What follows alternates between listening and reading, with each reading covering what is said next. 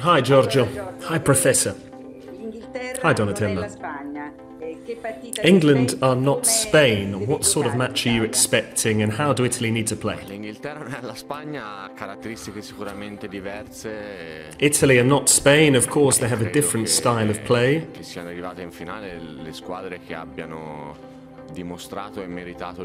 And I think the two teams that have shown the most and deserve the most have made it into the final of Euro 2020. You only need to see their aggregate score to realise what a solid team they are. They're certainly a physical unit and they have a lot of quality players all across the pitch. And their head coach has been in charge of them since Euro 2016. And they certainly are a very solid side in terms of their identity. They don't necessarily try and dominate possession like Spain do, but England are a very good team all across the pitch, and they've only conceded half a goal, if you will, throughout the tournament. That came from a free kick. As soon as they get the opportunity, they try and pour forward in numbers and hurt the opposition. Hi Giorgio. I don't know if you've necessarily seen the photo montage with Roberto Mancini in the guise of Braveheart. If you did see it, did you like it? And tomorrow, will it be more important to keep cool heads or warm hearts? Do you need to be very cool in the crucial moments? Just like you were with Jordi Alba before the penalty shootout, you riled them up a little bit to a certain extent. Or will you need to be very brave in terms of your performance? There's so many memes at this moment in time on every single possible topic, and it's well known what a big rivalry there is between Scotland and England. It brought a final, but nothing more than that. We'll need both attributes tomorrow, because you can't survive a final at Wembley against England without warm hearts, and nor can you do so without cool heads. Because there will come times when we need to be a bit more daring, when we need to go for it, and there will also be times when we need to be a bit cooler and try and keep the situation under control. It's unthinkable to think that we can dominate proceedings for 90 minutes.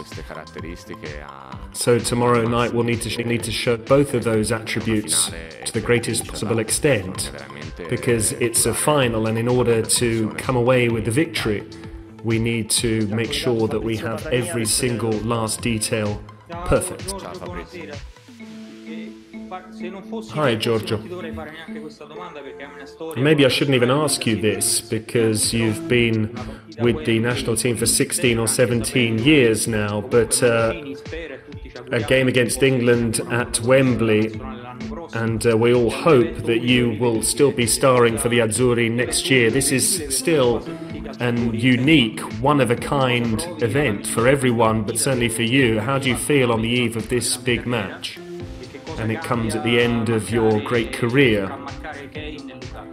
And what's the difference between marking Lukaku and Kane?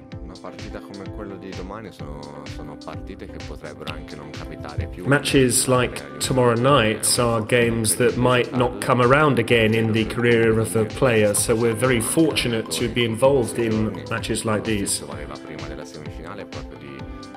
And even before the semi-final, the head coach has tried to really take the sting out of things in terms of our nerves, because of course we are very tense going into a match like this. We're all well aware of what an important game is. There's no need to necessarily highlight that, but you need to just try and dampen some of the enthusiasm when you go into a final. That goes for us, and the same goes for England. It's only natural that that would be the situation. We need to really thrive and savour this occasion. And when we met up at Forte Village, before the competition. I said we needed just that hint of madness and cool heads. That's brought us this far, and hopefully it can take us to win the competition. Coming back to Kane and Lukaku, they are world-class strikers. I still remember the first time I came up against Harry Kane. It was a friendly in Turin against England, and he immediately impressed me for just how many different attributes he has. He's very technical, he shoots well from distance, he's good in the air, he takes free kicks. He's a player who really impressed me right from day one.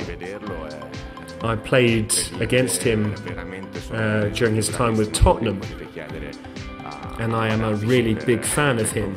You can ask Fabio Paratici, he'll confirm that, because we spoke about Kane so much over the last few years, and now Fabio Paratici will have the opportunity to work with him at Tottenham, and I'll have the good fortune, in inverted commas, to come up against him tomorrow night. It's always nice to play strikers such as these. It will be a tough battle, but an exciting one. Good evening, Giorgio.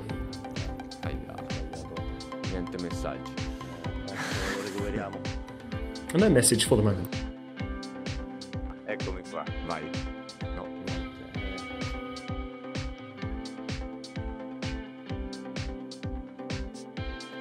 ecco, vado rapidissimamente. Ecco, qual è il messaggio che mandi agli So what's the message that you'd like to send out? Ecco, in questo tuo essere pompiere, in virtù dell'esperienza, come si legge invece quel bagliore, quella voglia? In terms of your experience, deve per forza esserti per mettere le mani su quella coppa. Grazie. How do you approach the game? Non abbiamo mai neanche preso in considerazione l'idea di far parte di quel partito, come non l'avevamo presa. We've never even thought about that before today, just like we did before Spain and Belgium, and even less so in the previous rounds. We are really enjoying this adventure, and it is a very different feeling to the one that we had at the start of the competition. I've been saying so for a long while now. Ever since I decided to continue with the national team, because I really thought that we could do a very good job. As soon as the competition was pushed back a year, I thought that our youngsters would become even more mature and they could produce a great competition. And ever since that match against the Czech Republic, we won by 4-0, and we were just approaching the competition. I really felt there was something special and magical within the group. And as the head coach has told us a great deal over the last few weeks, we have inched ever closer, and now we're just inches away from completing the job.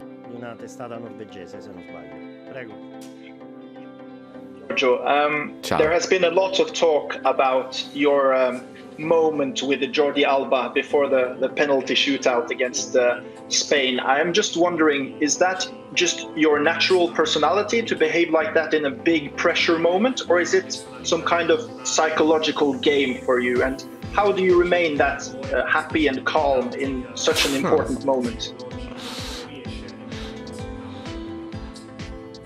Allora, io credo che ho tante partite, potete vedere.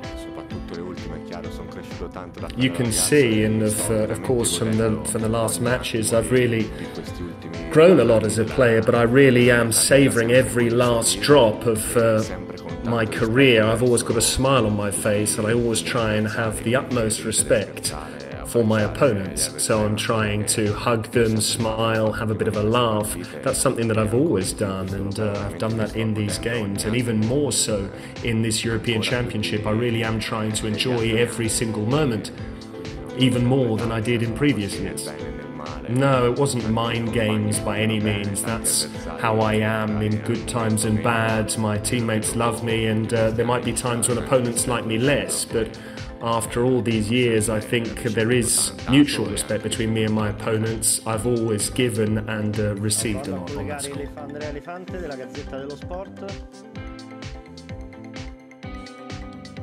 Giorgio, mi senti? Sì. Ciao. Hi, Giorgio. Regardless of how the game finishes, how easy will it be for you after this European Championship to keep saying what you've always said to us, taking things one game at a time, even looking ahead. I did it a year or two ago. Imagine what I'm like now, but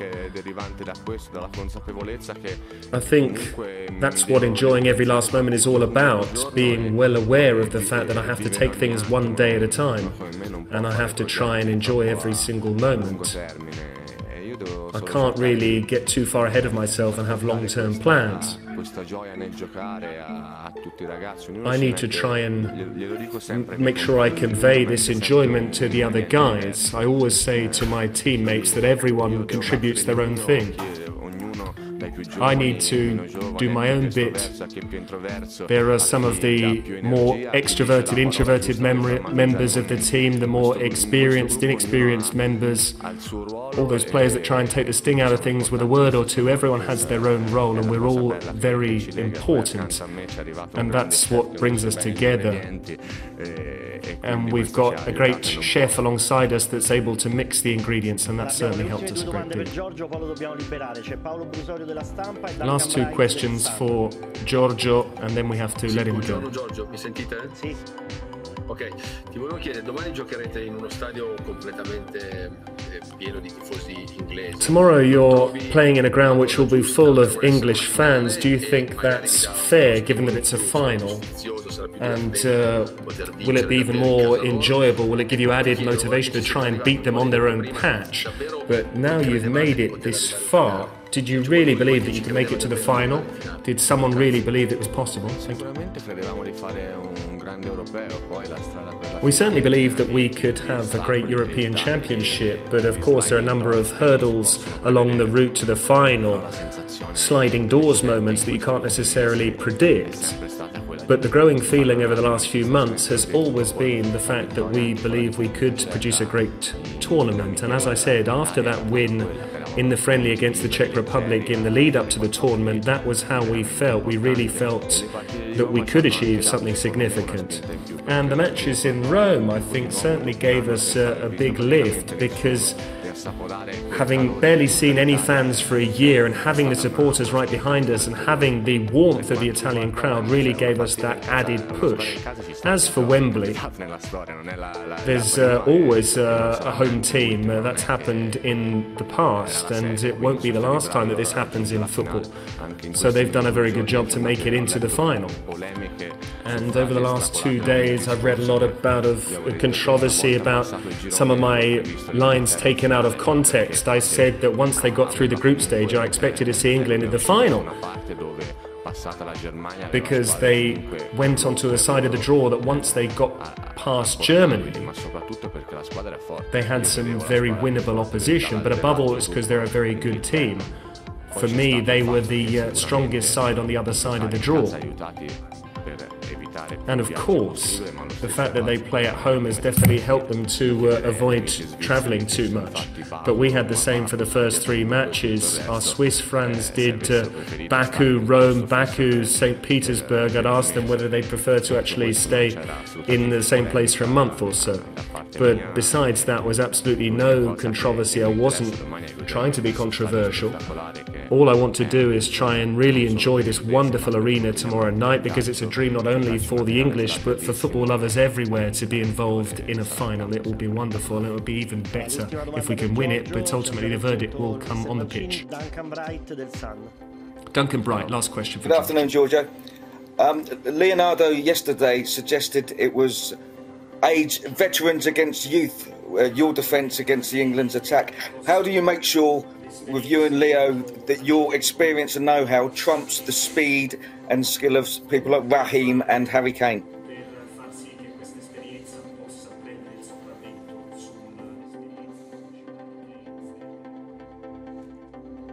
Che anche Kane e Sterling non sono giovanissimi ormai, siamo noi che siamo tanto più vecchi, ma loro... Kane and Sterling aren't that young themselves, they're no spring chickens. We're young guys, but they've got a lot of experience. But Foden and Saka, Sancho, that's slightly different. But everyone has their own attributes. If I try and match them in a foot race, me against Sterling, I don't think I'd ever beat him to the punch. but maybe in situations where there's a ball to be won and it's a slightly more physical 50-50, or if there's a long ball forward from the goalkeeper, I might be more likely to win the header. So I need to try and limit their attributes, but it depends on who plays. Obviously Kane and Sterling are different players, and then the other strikers England all have their own qualities, and they are top players. So it almost makes me laugh, you know, because I think England's bench could have probably made it to the final on their own, because there's some extraordinary players. We are going to try and limit their characteristics where we can, but thankfully it's not an individual game, it's a team game. And it's not necessarily important whether Chiellini and Bonucci come up against Kane and Sterling. Ultimately, it's whether Italy can beat England.